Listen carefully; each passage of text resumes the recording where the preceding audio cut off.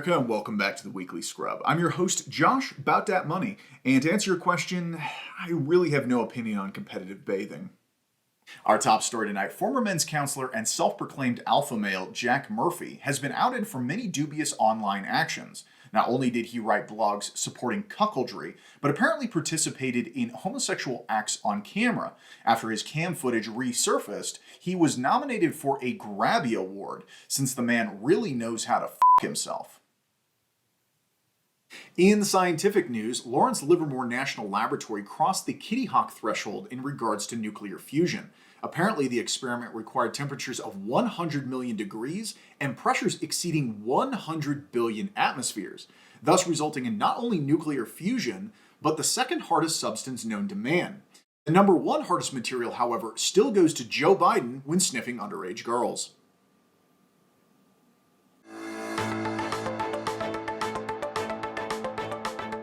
This just in, House Speaker Nancy Pelosi was admitted to the hospital after swallowing a foreign object. Pelosi reportedly asked the physician what the object was, to which the physician replied, quote, "You'll have to pass it to find out."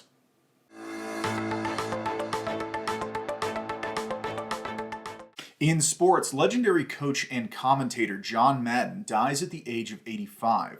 To honor his memory, the NFL will open Week 17 with a moment of silence to mourn the loss of the football icon. Now, if only Bill Belichick will die so the Patriots can stop winning. Oh. Well, maybe there's hope after all. In a new study, lockdown policies and mask mandates have been linked to lower IQ levels in children. When pressed about the ramifications of the study, Dr. Anthony Fauci said that he wasn't very concerned about the results, because it is likely those children will grow up and vote Democrat.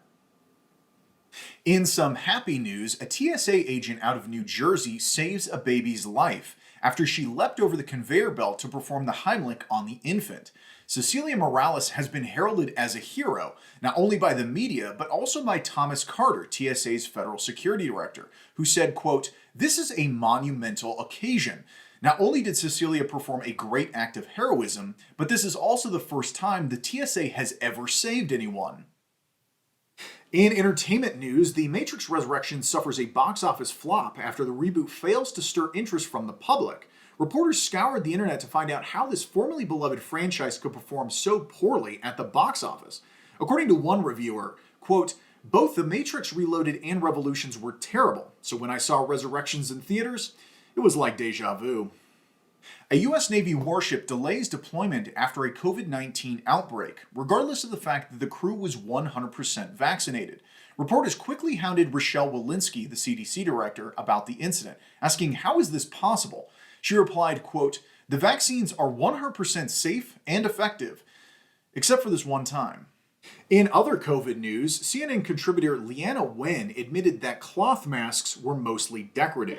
Make sure that you're wearing a mask, even though it's outdoors. If there are lots of people packed around you, wearing a 3-ply surgical mask, don't wear a cloth mask. Cloth masks are little more than facial decorations. When this information was brought up to Larimer County's Health and Environmental Officer Tom Gonzalez, aka The Gons, he responded with, quote, "This is nothing new.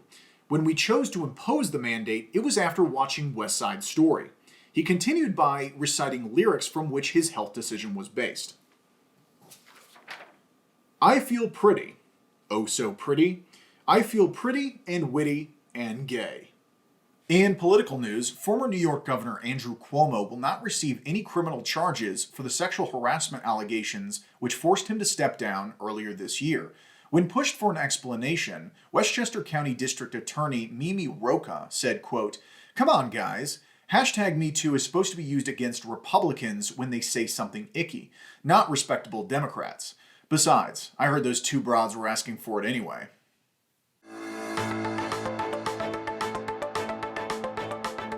This just in, Weekly Scrub host is voted Sexiest Man of the Year by Weekly Scrub magazine.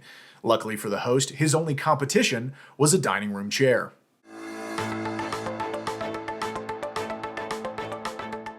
A new study reports a 3-point decline since 2017 in American students' math proficiency. Experts warn that a continual decline may result in a labor shortage in STEM fields. In an interview, Neil deGrasse Tyson was asked about the importance of mathematics in astrophysics. He He replied, quote, "It's very important. In fact, I'd say it's integral." If you didn't laugh at that, you're probably American.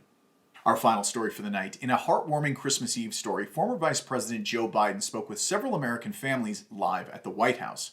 Jared Schmeck, a family man out of Oregon, wished the president Merry Christmas and let's go Brandon. Yeah, I hope you guys have a wonderful Christmas as well.